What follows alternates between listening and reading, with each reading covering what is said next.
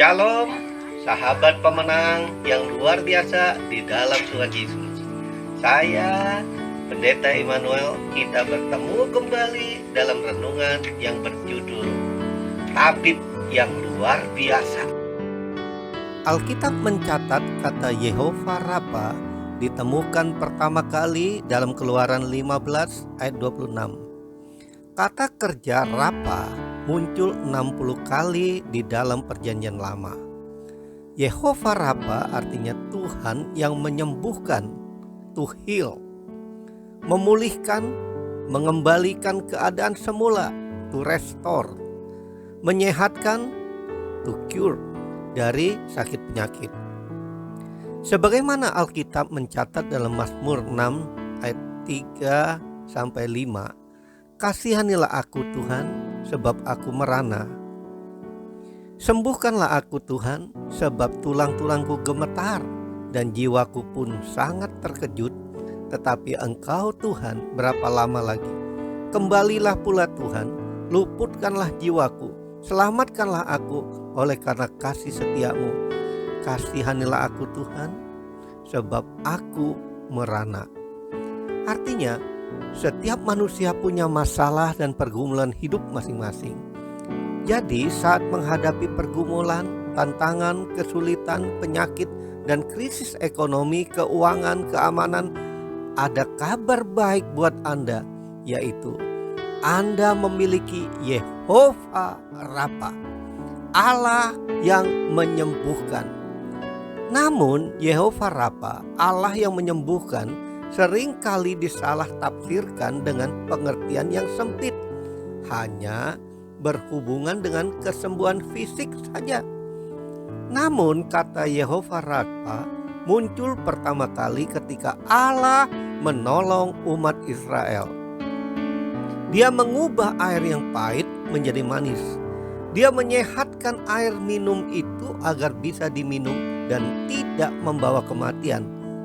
Kata Rafa ini menjangkau 3 aspek kehidupan manusia. Yang pertama, kesembuhan tubuh. Sembuhkanlah aku Tuhan, sebab tulang-tulangku gemetar. Di dalam Alkitab ada begitu banyak ayat yang berbicara tentang Allah yang sanggup menyembuhkan tubuh jasmani. 1 Timotius 5 ayat 23 katakan, jangan lagi minum air saja, melainkan tambahkanlah anggur sedikit. Matius 9 ayat 12, bukan orang sehat yang memerlukan tabib, tapi orang sakit. Tuhan juga bisa menyembuhkan tubuh jasmani Anda melalui obat, dokter, atau tabib. Namun Tuhan juga sanggup untuk menyembuhkan Anda tanpa melalui obat. Yang kedua, aspek jiwani atau kesembuhan batin. Jiwaku pun sangat terkejut. Artinya Tuhan sanggup mengubah penyakit mental. Dia sanggup mengubah semangat Anda yang letih lesu dan memberikan semangat yang baru ketika Anda mengalami pergumulan dan beban berat dan stres. Dia sanggup menolong Anda. Yang ketiga, aspek rohani.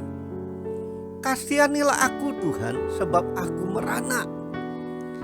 Kesembuhan rohani adalah yang paling penting. Kesembuhan secara rohani berarti dosa Anda dihapuskan dan Anda menjadi ciptaan baru di dalam Kristus. Jadi ketika bicara Allah menyembuhkan, ini tidak berarti sekedar penyembuhan fisik saja, tetapi juga kesembuhan emosi, kesembuhan fisik, dan rohani. Artinya Tuhan bisa pakai benda apapun untuk mendatangkan kebaikan. Bagaimana mengalami Yehova Rafa dalam kehidupan? Yang pertama, tetaplah percaya kepada Tuhan apapun situasi dan kondisi yang sedang Anda alami. Artinya, jangan letakkan iman di atas fondasi mujizat dan tanda ajaib. Yesus melayani selama 3,5 tahun di dunia dengan melakukan begitu banyak mujizat dan karya agung. Tapi apakah membuat Yudas Iskariot yang setiap waktu menyaksikannya beriman dan bertobat? Tidak, bukan? Iman tidak boleh diletakkan di atas mujizat dan tanda ajaib, tetapi harus diletakkan di atas fondasi Yesus Kristus. Mari letakkan iman Anda bukan di atas sesuatu yang rapuh, tetapi di atas gunung batu karang yang teguh, yaitu Yesus Kristus, Tuhan dan Juru Selamat Anda. Maka Anda sedang meletakkan iman Anda berfokus pada pribadi Tuhan Yesus yang tidak pernah bohong, selalu konsisten untuk setia mengasihi Anda dan ingin menolong Anda kapanpun Anda butuhkan. Yang kedua, tetaplah berdoa setiap saat apapun situasi dan kondisi yang sedang Anda alami. Ketika Anda menghadapi pergumulan, ingatlah bahwa Anda punya Allah yang lebih besar dari pergumulan Anda. Ialah sumber kekuatan dan solusi Anda untuk mengatasi masalah Anda. Matius 11 ayat 28, Yesus berkata, "Marilah kepadaku engkau yang letih lesu dan berbeban berat." Penyebab letih lesu dan beban berat bisa karena pekerjaan, kehidupan, atau sakit penyakit. Itu adalah sebuah jaminan bahwa Tuhan Anda datang kepadanya. Ia mau dan bersedia menolong Anda. Ketika menghadapi pergumulan, Anda datang kepada Tuhan dan Anda doakan kesulitan yang dihadapi. Percayalah, Tuhan akan menolong Anda. Doa adalah sumber kekuatan dan solusi mengatasi masalah hidup. Yang ketiga, tetaplah taat setiap saat apapun situasi dan kondisi yang sedang Anda alami. Keluaran 15 ayat 26. Jika kamu sungguh-sungguh mendengarkan suara Tuhan Allahmu dan melakukan apa yang benar di matanya, maka Tuhan tidak akan menimpakan sakit penyakit manapun. 10 tulah yang ditimpakan kepada orang-orang Mesir. Ini adalah janji bersyarat. Syarat untuk mengalami kesembuhan dan kesehatan total adalah hidup taat. Maka Anda jangan pernah berprasangka buruk kepada Tuhan ketika Tuhan izinkan Anda mengalami ujian iman, sakit penyakit, kegagalan, kesulitan ekonomi, apapun bentuknya. Maka tetaplah percaya. Walaupun iman dan doa keduanya tidak kelihatan, tetapi iman dan doa bisa membuat hal-hal yang tidak mungkin menjadi mungkin. Yang tidak nampak mata menjadi nampak. Anda harus memiliki iman dan Anda harus juga berdoa.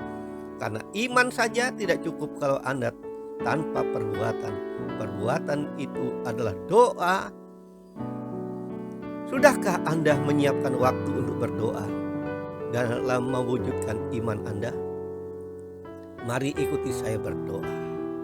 Bapa Sorgawi yang saya kenal di dalam nama Tuhan Yesus, saya mohon agar Roh Kudus berkenan berdaulat atas hidupku. Pimpinlah dan tolonglah aku agar dapat tetap percaya, tetap berdoa, dan tetap taat dalam situasi dan kondisi apapun yang saya hadapi dalam kehidupan ini. Biarlah nama Tuhan Yesus yang selalu aku muliakan. Dalam nama Tuhan Yesus aku berdoa. Amin. Bagi sahabat yang terberkati dengan renungan ini, tolong di-share ke banyak orang agar jadi berkat. Bahkan sahabat sedang melakukan perintah agung Tuhan Yesus agar mengabarkan Injil. Bila sahabat belum pernah subscribe renungan kita ini, tolong di-subscribe. Bila sahabat sudah pernah subscribe renungan kita, tolong di-like dan share saja. Salam dari saya, Pendeta Immanuel dan tim.